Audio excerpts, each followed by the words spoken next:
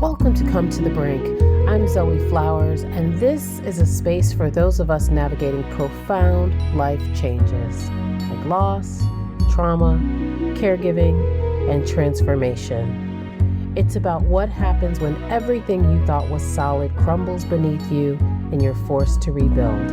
If you've ever felt like you're standing on the brink, this is the space for you. Welcome. In our first book, Amy wrote about stumbling onto the term God, etc., as coined by artist and witch Maria Molteni. This terminology has since become core for how we think about witchcraft. We see our practice as politics, art, and spirituality, reaching beyond gender binaries to a power in the earth and each other that is multiple, fertile, delightful, divergent, and fucking delicious. People find different entry points to the God, etc., and those are unique to them and their true nature and nurture and heritage. They might be moved by archetypes like Freya or Hecate, or experience a homecoming by honoring queer ancestors, or develop a satisfying, mind-bending relationship with a cedar grove. This kind of magic craft, spirit craft, witchcraft is all related and glorious in the infinite eyes of the God, etc., because it strengthens our kinship and helps heal what centuries of capitalism and colonialism have broken in us. Over and over again in our coven, we see folks connect with the great big openness of this idea of divinity, and it is electric. So here's the excerpt from Missing Witches, Reclaiming True Histories of Feminist Magic, with all our love and adoration to that bee-witch, bad bitch, and baller, Maria Molteni. Witches know that words are spells, capable of creating or changing reality. In discussions around contemporary spirituality, I have seen the words God and goddess replaced with God, etc., coined, I believe, by artist and self-described queerdo Maria Molteni. And I think that's a perfect description. What we as humans can imagine of that which is beyond, etc., and so on, plus more. And this week's reading was from Risa Dickens and Amy Torok. And the book, again, is Missing Witches, Reclaiming True Histories of Feminist Magic. Welcome back to Come to the Brink with Zoe Flowers. And today I am sitting down with Amy Torok and Risa Dickens, the magical creators behind the Missing Witches podcast, books, and coven. And so, we're going to be talking about friendship today. We're going to be talking about grief, caretaking, illness, and how witchcraft is really helping us all and supporting us on our collective journeys. So, I want to just open up with you all just saying anything you want. This is a very impromptu three-piece this morning. So, let's just start with Amy or Risa. Anything you want to just start with to start the conversation, how you're arriving to the conversation today? I'll start by saying I'm so happy you're in it is actually not my home, but you're in my space, which is really such a really nice gift. We are like internet friends who became IRL friends, and that always feels like magic, like someone jumped through a portal. Yeah, for sure. And so I'm really excited about that. And I love getting to talk with Amy in like different contexts because she's like my best friend and business life partner. As she introduced herself to everybody at my wedding. Hello, I am Risa's business life partner. Is that what you said? Something like that. I said business partner and then I added life partner because business partner just didn't feel like adequate, you know? Yeah. So I feel a lot of joy in this moment. It's fun to get to talk about our work and our collaboration with like a dear friend from a new perspective. That is a certain kind of magic in repositioning yourself like that. Yeah.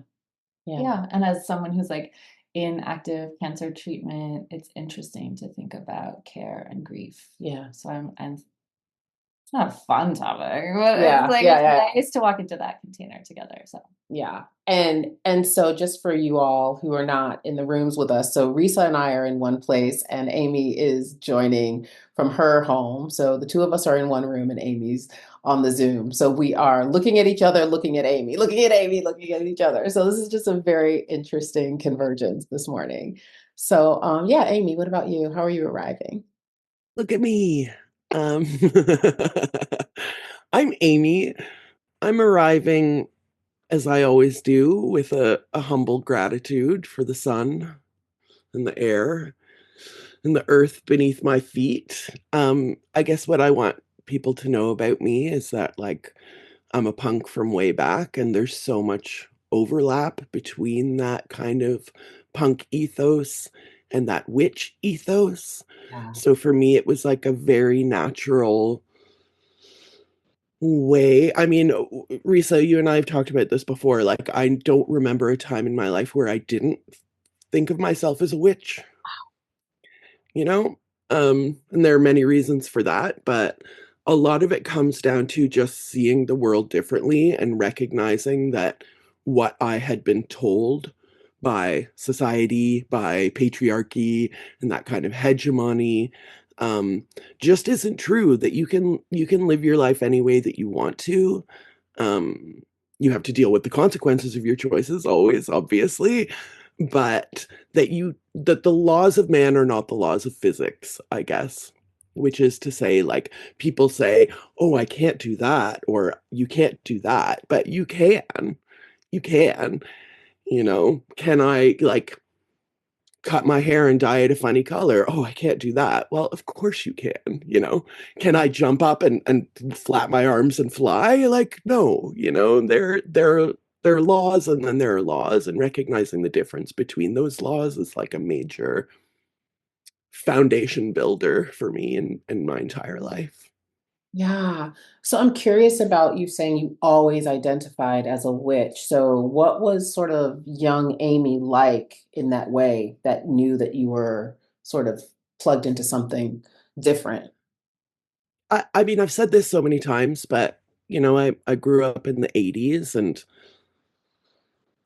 we got fairy tales a lot, and it seemed like, girls had two choices. You could either be the princess or the witch in those stories. And I just never related to the princess. I never um, had someone galloping in on a steed to save me. I knew that if I was going to get saved, I was going to have to save myself. And there is that like fierce, scary almost archetype of the witch who is in charge of her own life, who can I'm sorry, what's your policy on cursing? Oh, we curse on the podcast.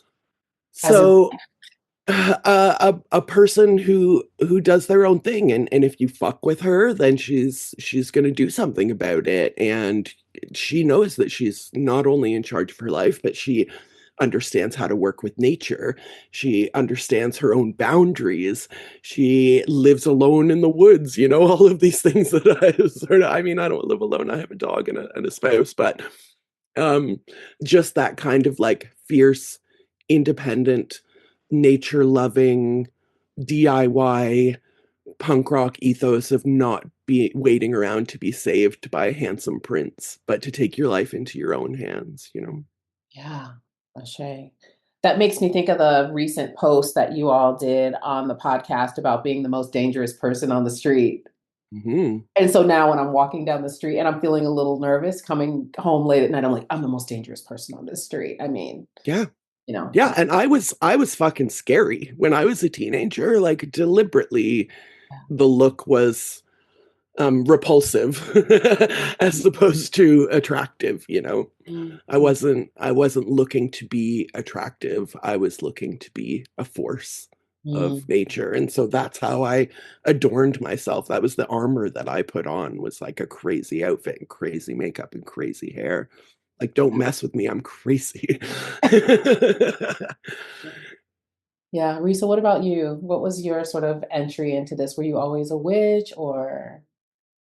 yeah, I was always a witch. It was never like a word that I felt like it was a big revelation to step into, you Mhm. know? It was so for me, it was like very much play and um art practice and sort of speaking to my politics, like that I always sort of felt like the world I could have faith that the world could be like radically beautiful Mm. and that we weren't trapped in the glamour delusion of inequality. Like I've always had this faith that like our will can be exerted towards like Yeah. glorious futures. Even when I was like a little kid, Yeah.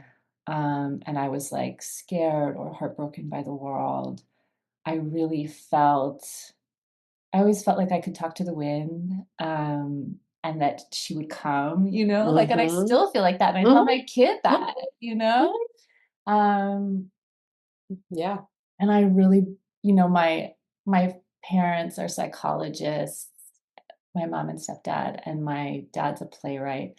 So there was always this idea that you could like that art could make a reality and you could Yeah. step into the portal of that reality. Yeah. And also that our minds are incredibly powerful Yeah. and incredibly flexible, and that we do create, literally create our realities Mhm. through our minds. Mhm. My stepdad was telling me the other day, his coworkers were asking him, like, "What do? You never get sick." And he said, "Oh, I take my placebo every morning." Oh. And I was like, I really relate to this kind Oh. of magical thinking, you know? Yeah, absolutely. You and I Absolutely. are the same, even though we're very different. Mhm. Um, so that's sort of a circuitous way of answering, I guess. I remember playing with fashion my whole life as a way of trying to signal to other weirdos.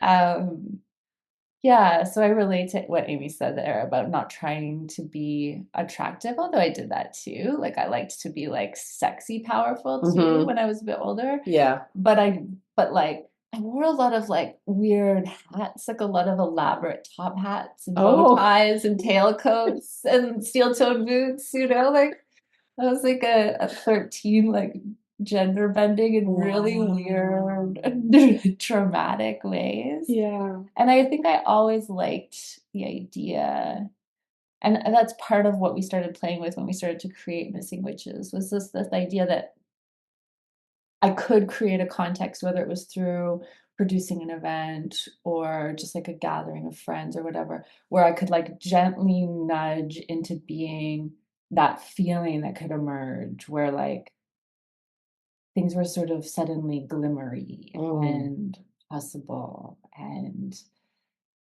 that like yeah you could get certain things right, the music and the lighting and the right combination of people and the right Mhm. sort of suggestions, that like Mhm.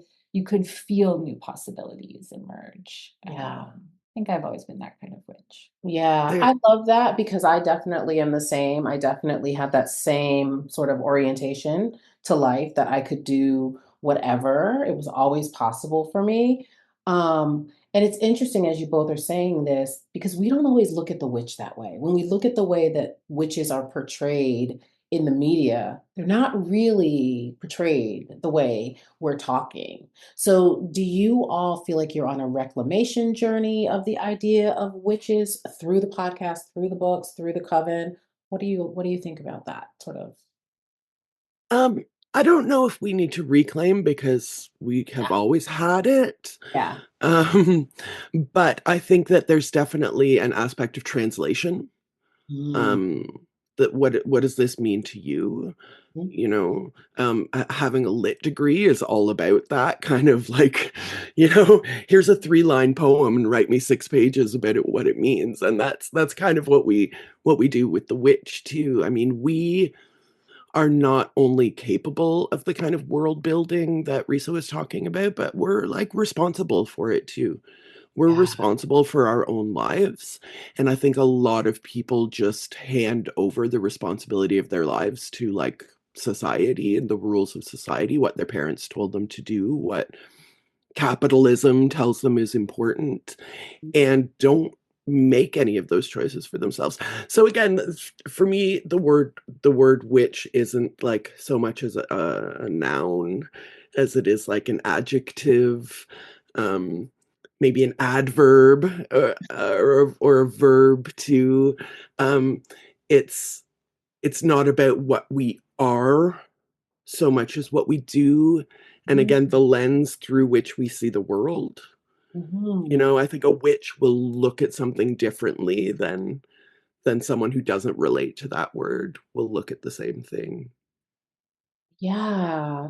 So I've been thinking about this relationship between witchiness and queerness because they both sort of exist outside of what people would have us think is the norm. I'd love to get both of your, Reese, I'll start with you, your sort of idea around that relationship. Yeah, I mean, especially when you think about using queer as a verb, Mm-hmm. the idea of queering spaces, queering relationships, queering dynamics to make them more open to possibilities and to sort of allow that habitual constraint that Amy was talking about to be sort of shaken up. Mm-hmm. I think there's a strong relationship there Mm-hmm. with the way that we think about witching Mm-hmm. things. Mm-hmm. Especially thinking about like witchcraft as a craft, as a practice, as like a way of being, a way of interacting.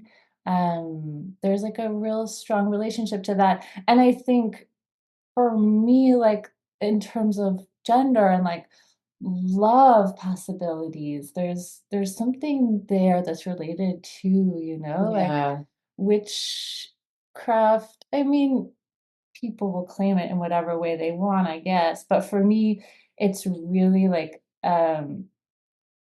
it has an idea of the multiplicity of our love and the multiplicity of our relationships in it that kind of undoes the pressure to find everything in one partner who's at the opposite of a gender binary and to sort of have that be your whole world and to get everything from that person, where witchcraft and a queering of relationships sort of opens up for me a space to say like, well, I have a creative life partner in Mm-hmm. Amy, and like I can turn to like a really rich web of women mostly and queer people, and then also like invite men into these women's spaces and ask of them to be like with us in those spaces and to be partners with us in those ways, and like to have all that sort of juicy richness of relationship, Mm-hmm. even relationship with the more than human world and our animal kinships and our plant relationships, Mm-hmm. like to kind of open up where I get my love and support and validation from Yeah. is another thing I think that witching and queer ecologies have in common. Yeah, it's sort of this expansiveness and Amy, what you were saying, like we can have the life that we want. We don't, because when I think about it, it's like sort of quote unquote normal society. Maybe we need to find a better word for it. But the society that sort of we exist outside of by choice has a tendency to make us small. Whereas what we're talking about is expansive. Yeah. Yeah. So Amy, I would just love to hear, you riff on that idea. Yeah, I mean, I think there's so much overlap between the out queer community and the witch community because I mean, it's exactly what we were talking about before. I was always drawn to out queer people because they had I mean, sadly hetero-romantic over here, but they have people who are out, who are queer, have this idea that you're not going to tell me who I am. And you have a choice to come out and say, this is who I am, this is who I love, this is how I operate in the world, and to take the heat that comes with that. There are very real consequences. Or you can just pretend to be something you're not and live this sort of, protected but not protected sort of lie about your life. And so when I saw out queer people, when I was a kid, I was like, that's it. These people have made a decision to reject the rules of society. I'm using scare quotes here for those who can't see me. Those rules of society that tell me that I can't exist authentically. And I think the witch has that too. You look at the world and say, okay, these are the rules, but I don't fit into that. We bring up Audre Lorde's the mythical norm all the time. She talks about like what is normal and how few humans actually fit into that box of what is normal, straight, health, I don't want to say healthy, able-bodied, thin, white, wealthy, all of these things that so many of us just don't fit into, but that's what's considered the norm. And again, that's why growing up, I was very drawn to queer culture, queer art, the out queer community, because they were these people who had, as I said, like made a choice to value their own authenticity, like what they felt or knew in their hearts above what hegemonic society was trying to tell them. Yeah, absolutely. And so I want to sort of go back in time, just building on this idea of what we're talking about, and go back to sort of missing witches, the early days, I guess we could say, of missing witches at this point. What were some of your, as you were building that container, were these some of the components? Like I know you both said like this started sort of, you went into it as an art project. But what was it that you all were sort of intentionally wanting to create? Because it is a very welcoming, open space for all of us who, are a part of it. It's funny because we didn't start out intending to create a community Wow. at all.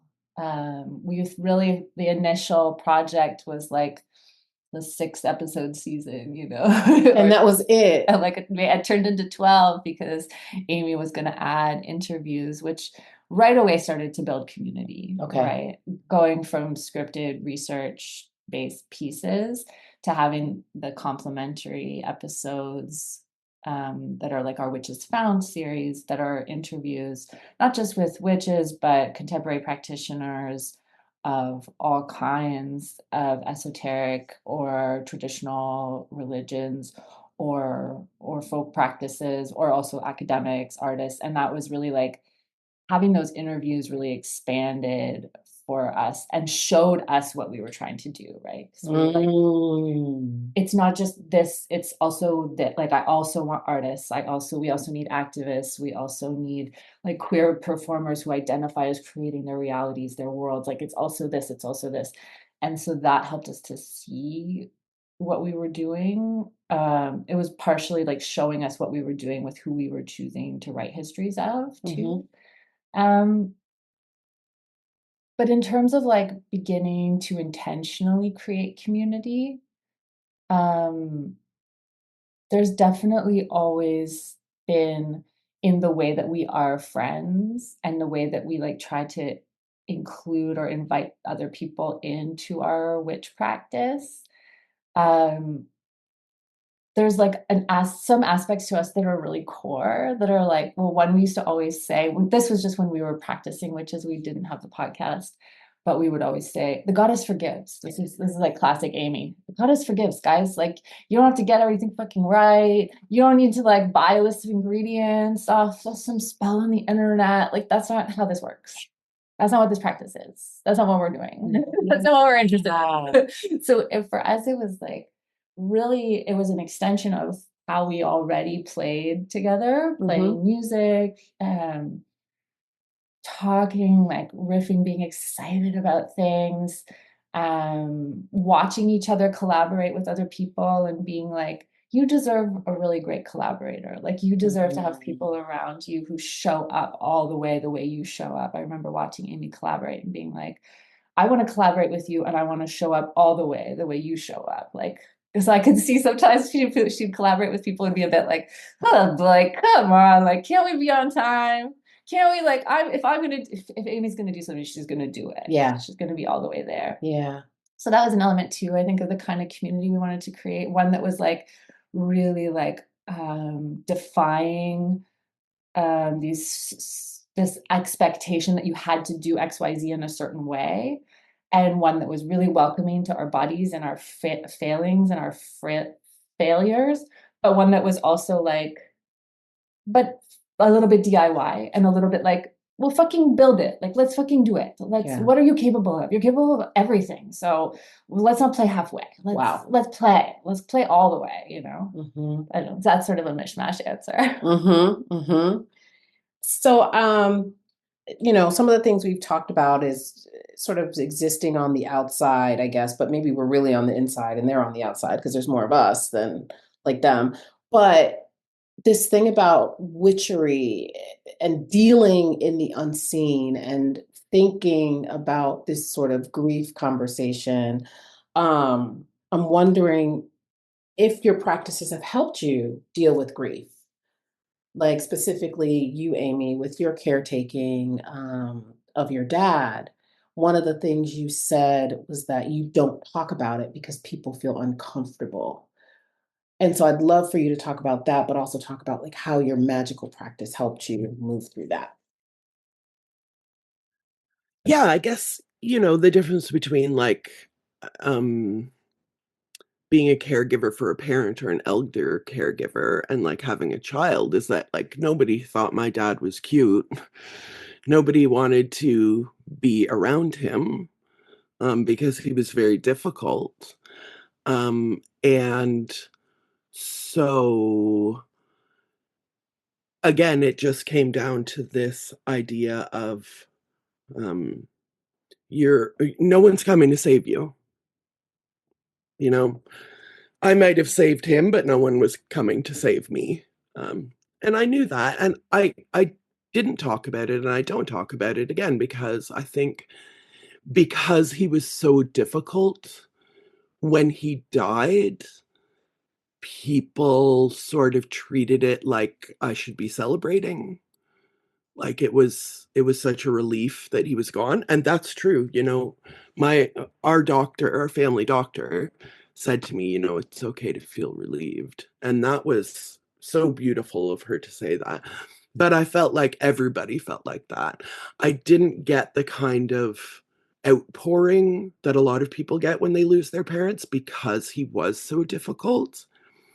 Um, so I did get a lot of after he died, not in the 9 years that I was looking after him, but after he died, a lot of people were like, "You're so amazing, you're so strong, you're so beautiful, you're so brave." A lot of platitudes. Yeah.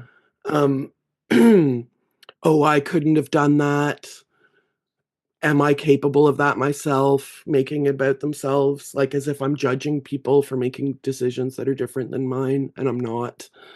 Um, but yeah, I mean, how did witchcraft help me with that? Again, I think it's just like I have never blamed anyone for my choices. And I think that a lot of people are looking for someone to blame for the choices that they made. Um, and I will say, my sister still carries a lot of resentment, like he wasn't a good dad. Like I can say that off the jump. And so my sister carries a lot of the weight of that. But for me, when you see someone like as a child, when you see their vulnerability, it it makes forgiveness so much more possible than when you see them as this authority figure, I guess. Yeah. And so again, for me, the overlap of like being a witch, doing witchcraft is that I knew that I had made choices and I was responsible for my choices. And in terms of the grief, I mean, there were a lot of times where I would just go and talk to the moon about it. When he was like screaming curse words in the middle of the night and my husband and I couldn't sleep. Um I would just have to go to another place, like not a true disassociation, but like the witchy disassociation where you're like, the world is so full of energies. There's so many things that are happening in the mycelial network that are going to help me. I'm going to watch, my lilies pop up again next spring. Thing will continue. And also just how do I put this? The sort of expansive power of love, I think, caring for my father helped me to love better, because I didn't take care of him because I owed him something, because I didn't owe him anything, you know? Yes. Again, not a great dad. Um, I did it because I had this love in me Yeah. for not even humanity, for the world itself. And I feel like, so much of what Risa and I do is that kind of the care aspect of community. You Yeah. know, like I'm always making sure to tell people I'm so proud of them. I'm so happy for you. We are collaborators. We are not in competition. Because so much of the world feels like that. It feels like you're in competition with 8 billion other people for these resources or for this attention or whatever is happening. Yeah. And when you can see someone suffering and alleviate some of that suffering or alleviate some of that fear, that to me is kind of the highest witchcraft. We Yeah. talk about changing our lives, but we can really change other people's lives too. And that's just something that like fills me in like almost a religious way. I feel like I went off on a lot of Yeah. spiraling tangents there, but hopefully there was something in there that answered your question. Yeah, no, I love it. And I love a tangent. And it's like that feels like the coven itself. I could say for me, there have been times where I want to post something about a project and I'm like, oh, I'm taking up too much space. I've posted too much. And then it's like, no, girl, wait a minute. It says share your magic. Like they literally are asking you to share your magic, right? And so even though it was unintentional that you created this space, you definitely created a space for us to not go through our grief by ourselves. Yeah, Yeah. I'll say it wasn't a goal at the outset, Mm-hmm. but the way that it is shaped is intentional. Mm-hmm. I'll say that. Like, Mm-hmm. once we started to realize, like, oh, we're going to not just have a Patreon of people supporting our project, but we're going to make the investment to build a space for community to support each other. There's a lot of things that we have thought about and that I've written and thought about for a long time. Like I used to write about the history of open source, I'm really interested in gift economy. I'm really interested in like making a space where we teach each other for free and where we don't have to position ourselves as gurus. Like I didn't want to slip down that road of like you write a book and then you start a coaching practice or something and then you coach other people to become coaches in the great pyramid scheme of coaching. I was like, what is a different dynamic than that? Yeah. And so much, especially of American capitalist culture, is a pyramid scheme now that it's really hard to like push out of that and like craft a different way of being Yeah. together. Yeah. But it is something that we really are trying to make in that space where you could say that you want to learn something and learn it together without having to be an expert in it, or that we could create spaces where we come into a missing witches community space and we're not the gurus or the experts there. Like we're like circle casters or something, but we can come with our own vulnerability or our own questions Yeah. and our awe of everyone who's in there and the brilliance of the people who are in there. Yeah. I want to add something to that like I think we've all experienced this thing, and I know so many people in my life, they want us to be small. And so if you said something positive about yourself, or let me put it for me, if I said something positive about myself, I would have to follow it with like a little self-deprecating joke in Wow. order to make that person feel more comfortable with me being, less than them or Yes. not greater than them. And so it's very specific when we come into our space. Like we open the door, we tell people brag. We want to know how amazing you are. And if you don't know, then we're going to tell you. Risa, I don't know if you remember this. I won't say her last name, but Sarah said that one of her favorite quotes from me to her was cut it with your bullshit. Like, stop pretending that you're not an amazing, powerful, sexy, brilliant, because you are. And she was a little bit shy, and we just watched her over the course of years just open up into this, like, I don't want to say loudmouth because that has a bad connotation, but like someone who was willing to speak their mind, who wasn't going to put themselves, who wasn't going to hide away, because we're encouraging that. We're witches. That's the whole point. Like, Yeah. we want you to understand how fucking powerful you are. We don't want you to shrink so we feel smarter. I never want to be the smartest person in the room. Never, never, never, never, never. Some people, they have to be the smartest person in the room, or they'll, I don't know what the word is, but like, you know, they feel uncomfortable if they're not like having some kind of superiority Yeah. over everyone around them. And that's the opposite of what we want. We want a circle, you know. We don't want a stage and audience, you know. We want a circle where everyone can look at each other, everyone can hear each other, where you can brag, because like we say all the time, like, we're a team. If you succeed, I'm succeeding. We're collaborators. So if you do something great, then I feel like that also reflects on me, and I feel a little bit greater. I don't feel less than, I feel more, because my team is doing great. Yeah.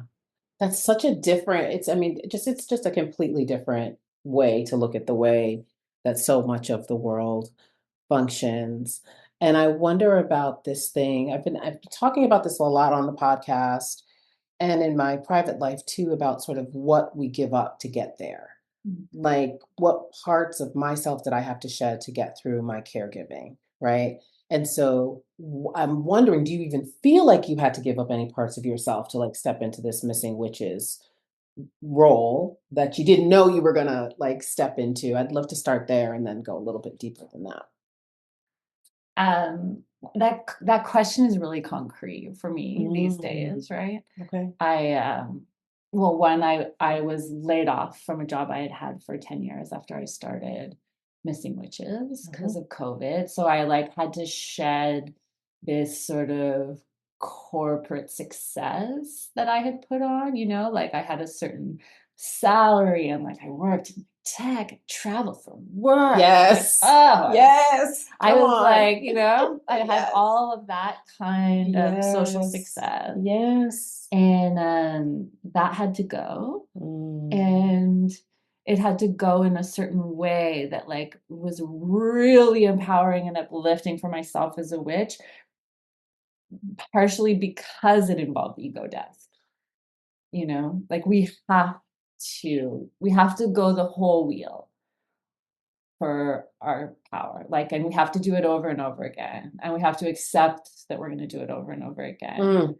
And we have to fully die over and over again to know that we will die. And every one of those gives us like a huge dose of power. Yeah. It really does, Yeah. because you made it through. So that alone, Yes. is like a huge uplift of a wave. But you make it through lighter, like you shed shit that you realize you were holding on to. Yeah. And then like cancer, like I Yeah. didn't know I was going to do this part, Yeah. but I have literally like put on the altar of my life my breasts, my hair, my lymph nodes. I'll put my uterus, I'm going to put anything that I can Yeah. onto the altar of my life so that I can live. Um, and I'm in a point where I'm kind of thrilled about it, to be honest. Like I'm kind of like I feel I'm a witch who loves the sciences. I'm really protective, even more so now under the current regime. More protective of the sciences and the scientific method and the like structures of care that people have fought for for decades, you know. And to see going through cancer treatment, to see how that is 90% being upheld and pushed forward by women of color. And so to see that work and to see how long many of us in like countercultural movements talked about, you know, the medical industry, the medical complex, as though it were somehow evil, because it is allied with profit, you know, and it has been distorted by capital. But yeah, being brought through that space has made me sort of have to shed some of the simple binaries again. Yeah.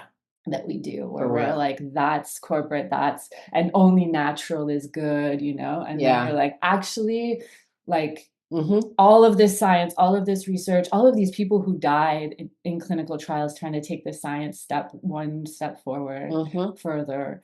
Um, I'm incredibly like allied and loyal to them and to all the patients in all the chemo rooms and all the caregivers who like have shit talked to them all day long by people who are terrified. Like I feel furiously loyal to those people. And that is part of the joy of my survival right now. It's like I want it to be known more than ever that witchcraft is like a science-loving practice, that witches have always been scientists, that like we meet in our curiosity about the edge of what is known. And so we love so the sciences and, you know, the spiritualists and the witches, like we have this in common as a question about what is known. Absolutely. But to disparage each other means we're missing out on all the richness that our ancestors fought for and carried forward. So that's part of how I'm thinking about the things I had to shed to be in this moment where I'm like thrilled to be like shorn and alive, you know? Yeah, I was getting an MRI a couple years ago, and I remember when I was in that thing, I was like, damn, thank you, aliens. Like that's where I went immediately. I immediately went to, oh, thank you, aliens, and thank you for the downloads that you gave the humans to create these computers that now I'm like getting my shit checked out. Like that's, but I used to be very much like, I'm not going to doctors. And then like, I was one of those. I get it. Until I had to, you know, go to the doctor. And right. And one of my good friends who's a chiropractor was like, listen, everybody's working with their toolbox. And some people just have a smaller toolbox than others. And that helped me to sort of, you know, shift my thinking. But I want to pick up on this ego death conversation and this shedding, Amy, as, you know, my caretaking, also sister of a difficult parent. Boy, ego death after ego death at my house. I'd love to hear about sort of that for you, what you had to shed in that process, if you felt like you had to shed anything. I First, I want to say that, you know, what Risa's talking about with witchcraft and science, we don't see them as separate entities. And because we refuse to reject the tens of thousands of years of science that people were doing before, you know, there's this idea that humans hit this moment and everything before that is just baloney. No, people were experimenting with plants, as you know, as one example, for thousands and thousands of years to discover that mint was good for your stomach, to discover that chamomile, as another example, was soothing.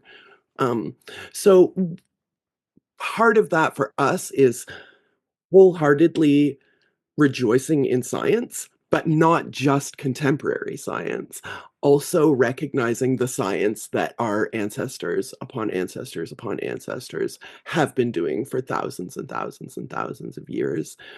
I'll get to caregiving, but in terms of in terms of sacrifice, something that comes up in our coven a lot is sacrificing likability in order to advocate for yourself.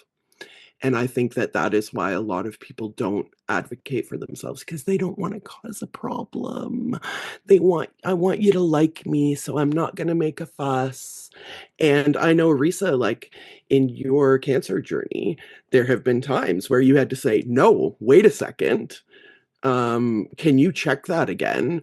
I what you're saying is, and these are people in authority positions, like medical professionals, and maybe you're meant to just be like, okay, well, whatever bit of care you can give me, I'm super grateful. Da, da, da, da, da. And instead, you have to be that bitch sometimes. She did. And a lot of people are, unwilling to do that out of fear, which I get. It's not that I don't get it. It's that I went through a very hard road to chip away at that idea that being liked was more important than being valued, than being healthy, than having fucking bodily autonomy. Like, don't touch me. Like, I'm not going to be like, oh, no, I'm going to be like, don't touch me. Or, if somebody's in my way, I'm not going to shove them, but I'm not going to wait for them to move. I'm just going to go around. Of course I care if people like me or not. I want everyone to like me, but the fact is, like, not everyone's going to like me. And if I have to choose between like being liked by you or loving myself and taking care of myself, and it's so amazing how many people will choose being liked by strangers, than actually giving themselves proper care. Sacrificing to be a caregiver, I mean, how much time do we have? You have to sacrifice everything to be a caregiver. Everything. Your freedom, your social life, the ability to travel, sleep. Um, there are so many things that you have to let go of in order to take this on. Um, and I can't tell you whether it was worth it or not, but I can tell you that I don't regret it, Yeah, if that makes any sense. it makes perfect sense. But in the same breath, like, I'm telling people, like, don't do this. Like, it's gonna be so much harder than you think. That's my advice for people who are thinking about taking on the caregiving of their parents or other elders in their family or their community. It's just like, it's gonna be so much harder than you think. And so you have to mentally prepare for that. I was fully unprepared. Everything was a surprise, Absolutely. every hurdle was a surprise. Yeah. One of my girlfriends, her mother died of ALS. And she said to me once, uh, there there are only a certain number of people in the world who know what their parents' asshole feels like. Period. And it changes, who've Yes. touched their parents' assholes, to be blunt. And And more. and more. And it changes you, Yeah, for sure. to flip that of like, these are the people that are supposed to be looking after you, and now you're looking after them. It's a real mind fuck, It is. and something that I think maybe in other parts of the world, in other societies, like, I'm saying, not North American, um, it's different. It's just a given, That's right. grandma's gonna live with you That's right. after grandpa dies. Yeah. And, my mother put my grandmother in a home. I don't blame her, it was impossible for her, or the way she saw it, it would be impossible. But most of the world doesn't operate like that. No. And so it's really interesting to me, how people reacted to that choice that my husband and I made, like shock, horror that we would do this. And we're kind of looking around like, most of the world is just a given that this is what you're going to do. Yeah. So you have to sacrifice your expectations. I mean, I could go on and on and on. The list of sacrifices is much too long for the amount of time that we have today. Yeah. Yeah. Is there, and it's going to be different for every person, but yes, absolutely. Like all of the things you said, plus 100. I wonder if there's anything besides don't do it, which people are going to do it. So, is there anything that people should understand? Because I, like you, was completely like surprised. Had no idea I would like wind up in this situation the way it rolled out. So, is there anything that people might want to understand if they're going to be in it for the long haul?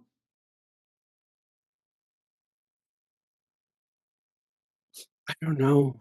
Yeah. I don't know. I don't know. It kind of like it feels like a waking dream now, you know? My father's been dead for, like, 6 years, Mhm. and sometimes my spouse and I are just like, "How did we do that? Yeah. How did we how did we even do that?" Things get normalized, and again, this is Yeah. something that happens in your house, in your society, in your Yeah. country, and you're just like, "Well," and then someone looking from the outside would be absolutely horrified by what's going on in your house, but for you, it's normal. Yeah. Um, Advice, ideas, I have none because Yeah. your journey is going to be completely different than mine. Yeah. I would say, um, sit down with, like, literally everyone you know, I guess, and Mm. tell them, like, "I've made this decision and I'm gonna need help. I'm gonna need support." Because, again, people kind of fall all over themselves to babysit your beautiful little child, right? They're so cute, I can't wait to play. But when you have, like, a literally shitty old man, I mean, I had one girlfriend, she had very, very generously offered to look after my father for the night. We were going away, and, he was fine on his own for a few hours, so I was like, "We're gonna leave it at 3 o'clock, you're off at work at 5, you're gonna go straight there." And my father starts calling me on my cell phone. He's hungry, he's alone, he's scared, and I'm calling my friend, like, "Where is she? Where is she? She's not picking up the phone, she's not picking up the phone," and I'm talking to my spouse. I'm like, "Do we have to turn around and go home?" At this point, it's like 7 PM, 7:30 PM. And I finally get her on the phone, and she said, "Oh, I just decided to go home and take a nap before I went over there."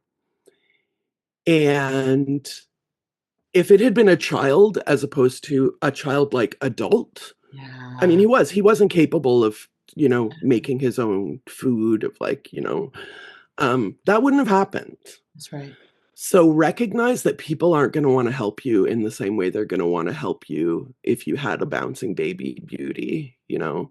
The level of care might be similar, but the way that people want to get involved is opposite. People are repelled. Yeah. And so lower expectations. Yeah, or, Lower our expectations. sit down with people in your life and really say, like, "This is gonna be harder than I think."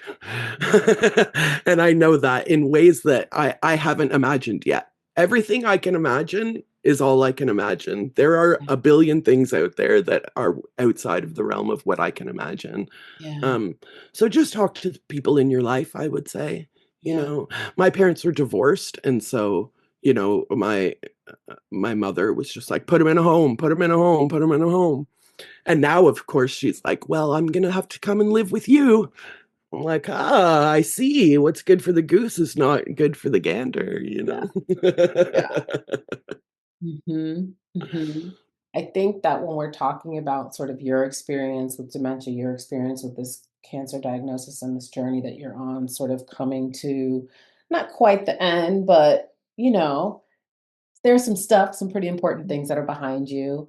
Um, and this question of support and people showing up. How did you find um, the support? Was it more than you expected? Or did you have any expectations of support? I'm Mm. gonna give you a second to think while I say that the overlap there is that people are uncomfortable. Mm. Exactly. That's why I'm asking. Yeah. Yeah, It's people both of those are things. uncomfortable, Absolutely. like, Risa, you might feel like people want you to wear a wig because your bald head made them confront their own mortality, and same thing, like, looking at a demented old man trying to have a conversation with you makes people confront their own fears and their Yeah. own mortality. So there is a big overlap there. Yes. Risa, I'll There is. let you Imma Yeah. let you finish. No, it's Yeah. true. That's a good point. Yeah. There was definitely moments where people would be like, "How are you doing? You must be done chemo by now," or whatever. I'd be like, I'm doing 6 months of chemo. Like I'm not done chemo. Like I go every week and get poison in my veins and like my all of my like no, I'm not done chemo just because for you the time of attention to my story has like kind of been eclipsed by your own life and your Yeah. own urgencies. Yes. We're still really in it. Yeah. Which is so fair. Like It- I've been there too, where I've been like, oh my God, I completely forgot that this person is going through this. Let me check back in. And they're like right in the underworld of it. Yeah. So that was definitely a piece. I mean, I'm somebody who was very like, I got diagnosed. I went to a party like 3 days later, and just everyone I ended up next to, I was like, so I have cancer. So this is happening. Like friend's boyfriend or whatever was like, I have to have my breasts removed. I have to decide if I'm going to do one or two. Like I don't have a filter anymore if I ever did. And I really was just like, I left that party. There was like a group of like 6 people around me and they were like, what can we do? Like, what can we do? I was like, you should start a group chat and send me gossip and like funny things. And you should check in on me. Okay, bye. Like, I'm very like, please be here for me, you know? Yeah. And I lost some of that ability through the chemo time and the surgery time. I lost some of that ability. And I mean, chemo makes you chemically depressed. Yeah. But at least I knew that's what was happening. Like I Yeah. could see my brain saying horrible things to myself about the people I loved and about myself. And that was when I really did feel sort of abandoned. It kind of coincided with it having just been a really long time. But I do think the one thing that I keep coming back to that I think helps me the most these days, and I think could help somebody going into a long-term care relationship with an elder, and I think can help in our sense of powerlessness and our political movements too, is recurring hangs. Yeah. Yeah. Yes. Like Come book on. a recurring hang. Yes. Say every Monday come over for soup club, or Yes. we do stitch and bitch, or we do whatever it is. Yeah. Like I used to go to Amy's, we would play music, we would yell, scream. It would make her dad a bit nuts. He would walk around sort of on his loops, on his patterns. I watched Amy go through like the mental hell of some of it, but I also like got to experience the huge emotional relief of just watching Amy sing whatever it was, Tea for the Tiller Man or something over and over and over again, louder and louder and louder in the big shaky off relief, or just getting together to watch Drag Race or whatever it was. Like, Yeah. I recommend recurring hangs. Yes. Call it a coven or call it a drag watch party or whatever it is, but have something that you don't have to schedule every week. Yeah. That you can continue to invite people to as you meet kindred spirits. Yeah. And where people come to you and you slowly, over repeated exposure, lower your masks with each other, lower your performative things, and share what you are afraid of, what you're experiencing, what is fucked about the world. Yeah. Yeah. Recurring hangs. I love recurring hangs. Amy's nodding. Anything else on top of recurring hangs for you?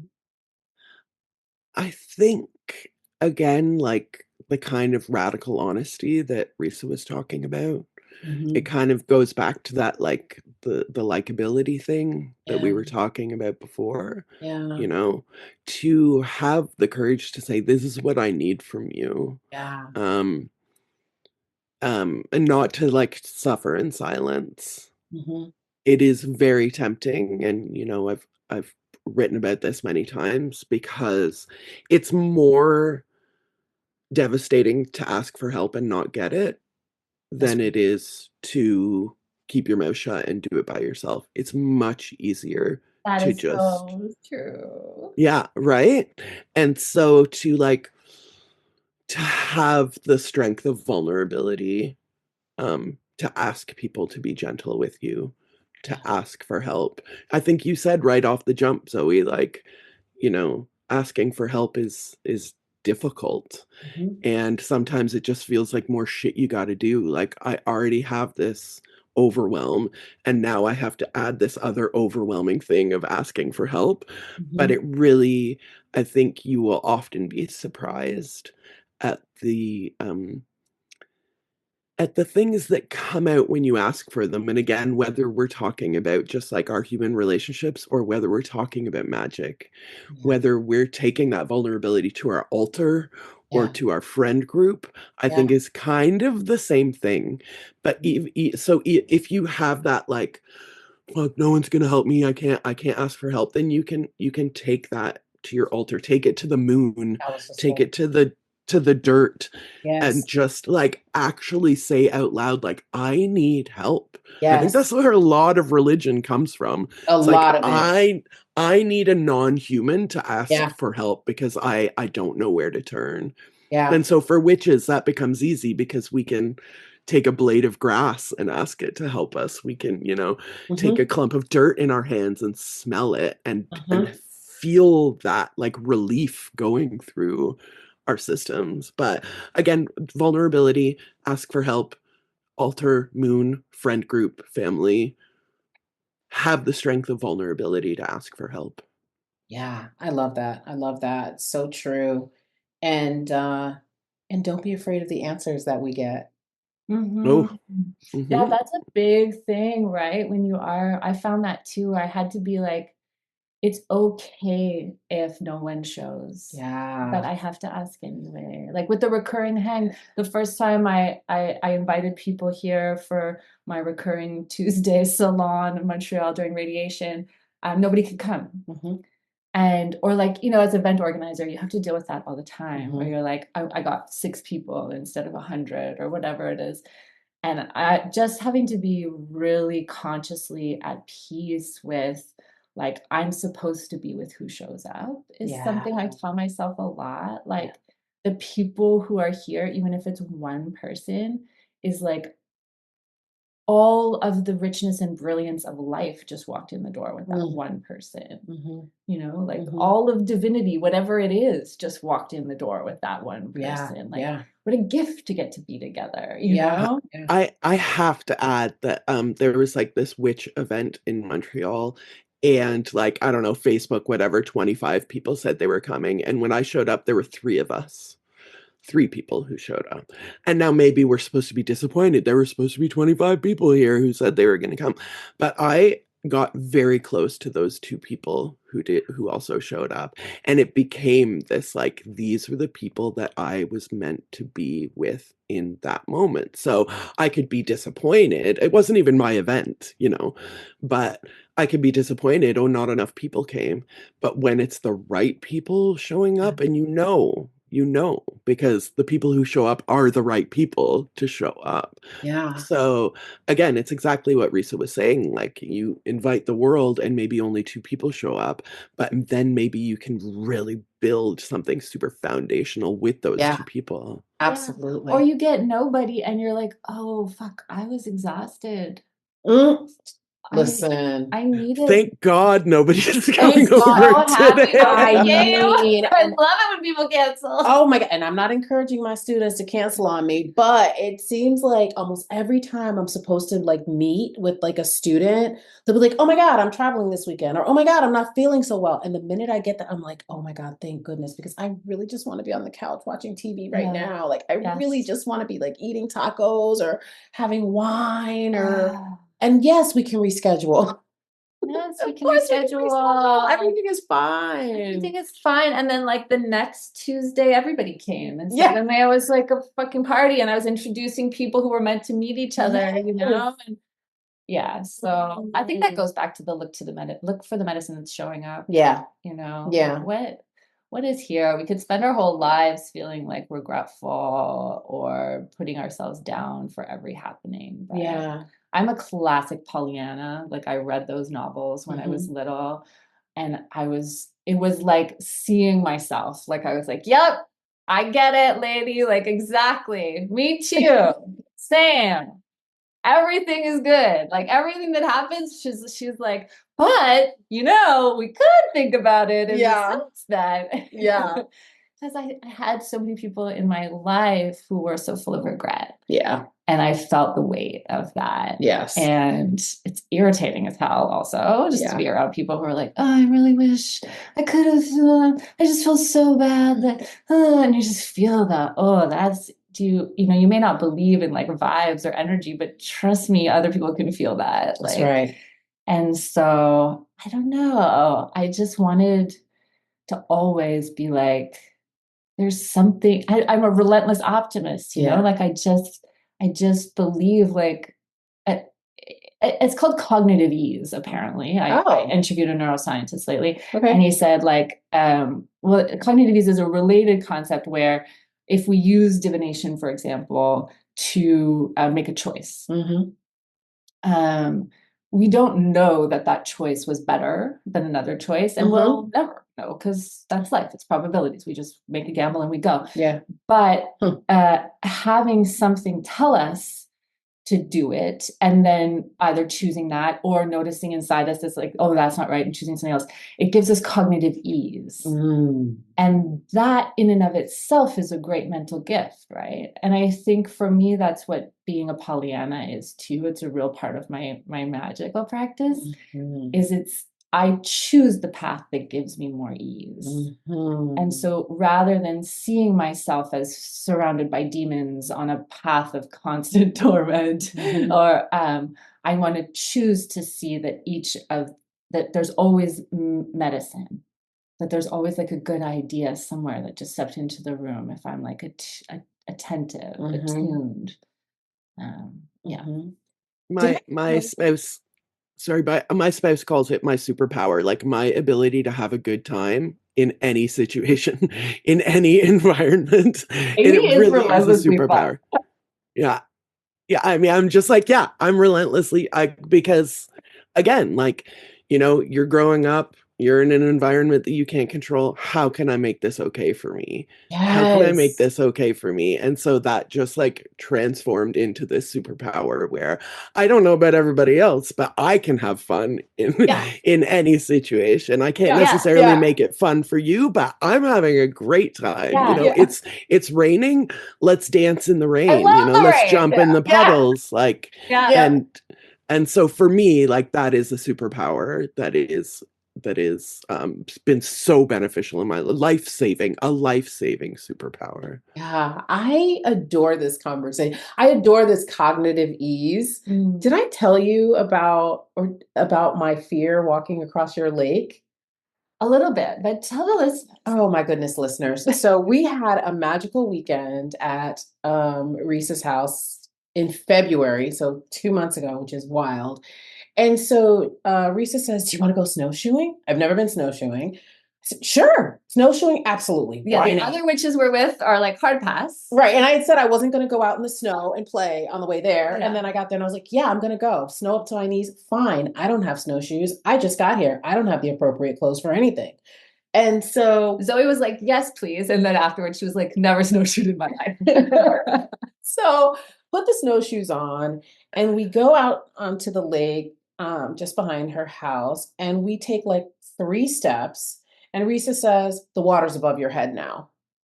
Thanks. Okay. So what that means, if the water was not frozen, it would be above my head. We took like 3 feet. Then we get out to the middle and she says, it's 150 feet deep now.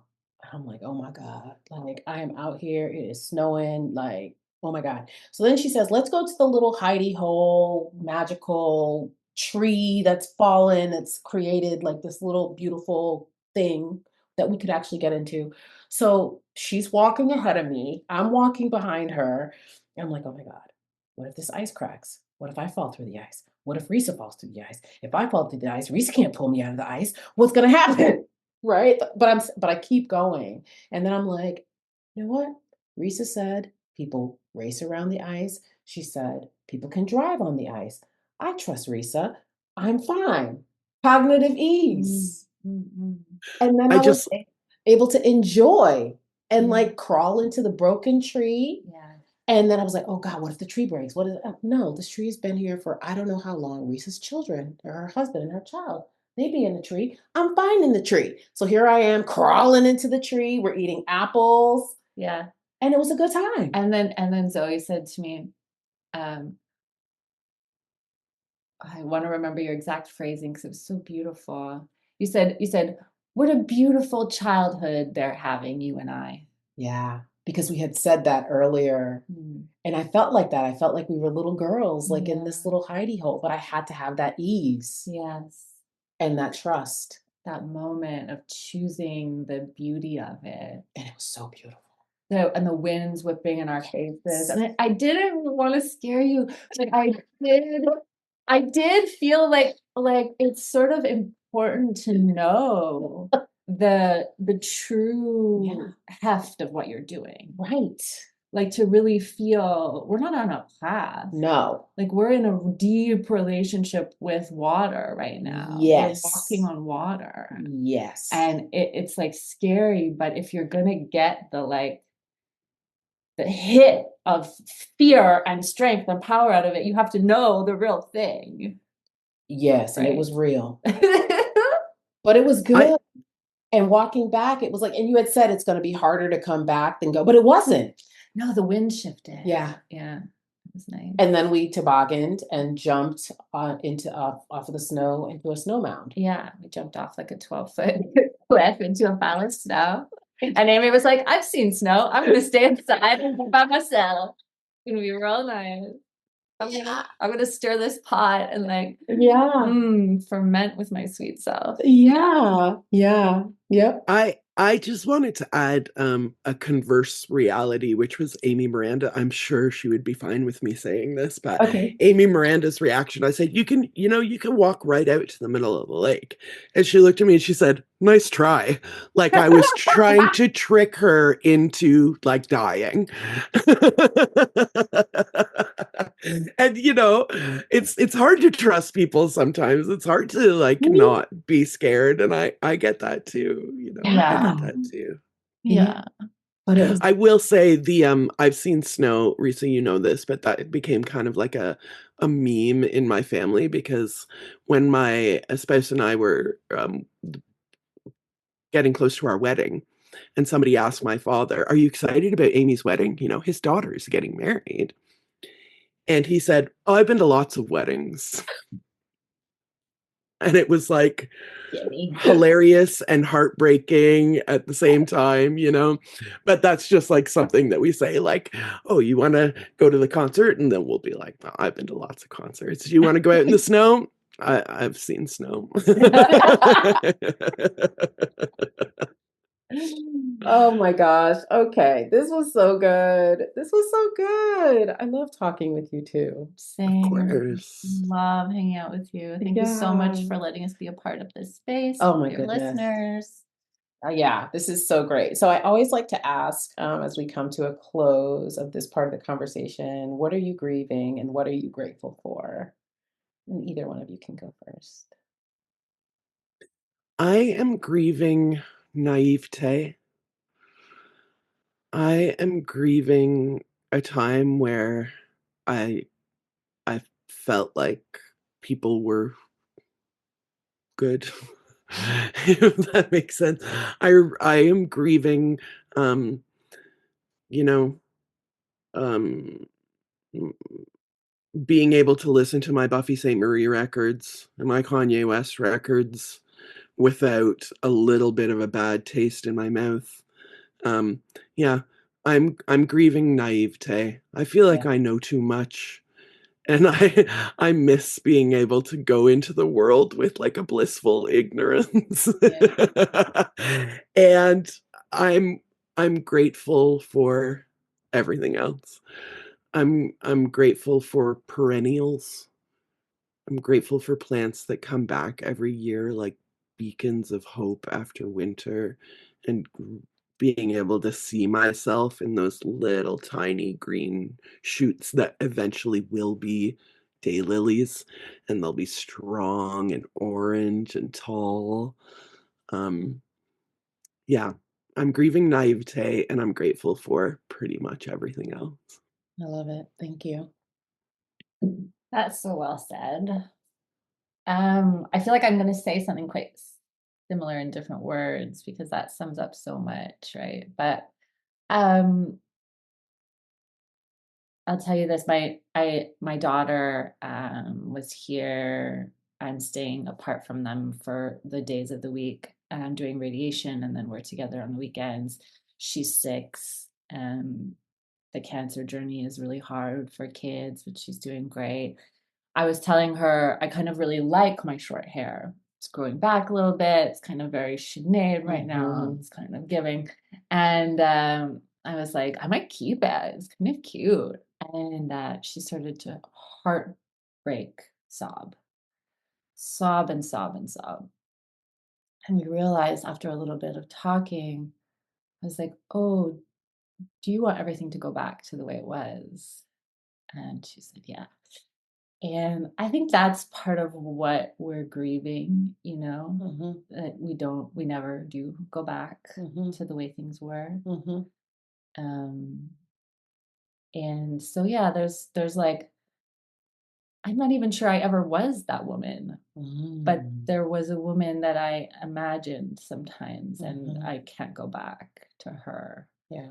The way that I've thought of myself in a way is not something, even, if I do grow my hair back and my new fake boobs are adorable, and, even if I put on that performance again perfectly with the same clothes, you never really can lose the awareness that that is something you can put on and take off, and that it will eventually be shed. Once you know that, you never unknow it. And I'm also really grateful for that knowledge. Yeah. That's a heartbreak. Yeah.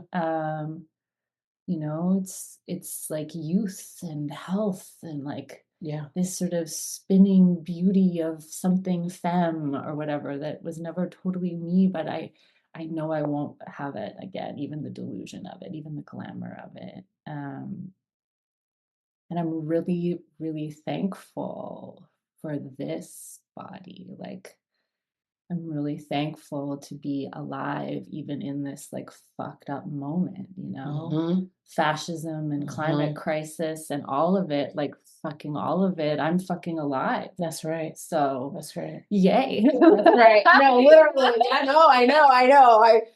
Last week I was having like just like a low moment, and I literally just grabbed my journal and I wrote down, "You're alive at the most important time in history." Like I just had to like fucking just be like, "Girl, it's okay. It's okay. Like you chose to be here this Right. time, so fucking try to enjoy what you can." Right. Like, I mean, we still can feel music move through us.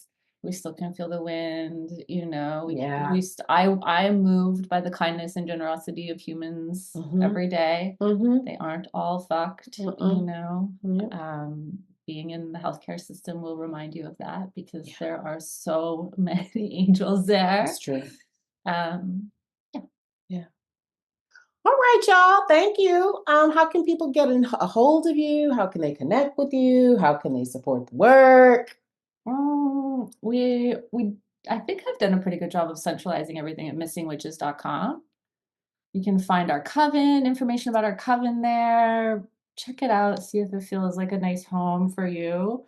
If you're looking for trans inclusive, pro science, all loving coven that welcomes men and women and queer people, and where people teach each other and learn together. Yeah. Maybe that's like a space for you. We have 2 books. And a deck. We're really proud of our books. Missing Witches, Recovering True Histories of Feminist Magic, and New Moon Magic, 13 Anti-Capitalist Tools for Re-enchanting the World. Resistance and reenchantment. For resistance and reenchantment. They're really long titles, but they're great books, I swear. And your Oracle deck, which is it just Missing Witches Oracle deck? The Missing Witches deck of oracles. Yeah. That was Amy Torok and Risa Dickens of Missing Witches, magical practitioners and memory keepers. Next week on Come to the Brink, I'm joined by Becky Crowell, soul artist and vibrational healer. We'll be diving into a conversation about unconditional love, what it really means, and what has to die in us in order for us to access it. And we'll talk about how grief shapes perception and how the stories we've been taught, like I should be successful, I should be married, I should be perfect, keep us locked in cycles of judgment, shame, and fear. Becky shares what it means to grieve not just people, but perceptions, and how even as a healer, she had to return to the non awakened parts of herself to rediscover the path to love. She asks the question, can we hold the frequency of love no matter what? And I think that that's a question we all need to sit with. So be sure to subscribe, like, rate, and share Come to the Brink with Zoe Flowers.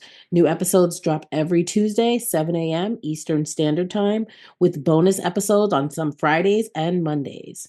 And of course, you can listen to Come to the Brink on all podcast platforms, including Spotify, Apple Podcasts, Amazon Music, or wherever else you find your podcasts. So I'm Zoe Flowers, and I'm looking forward to seeing you soon. And remember, no one should stand on the brink alone. See you soon. Bye. We love you, Zoe Flowers. I love y'all. Wait,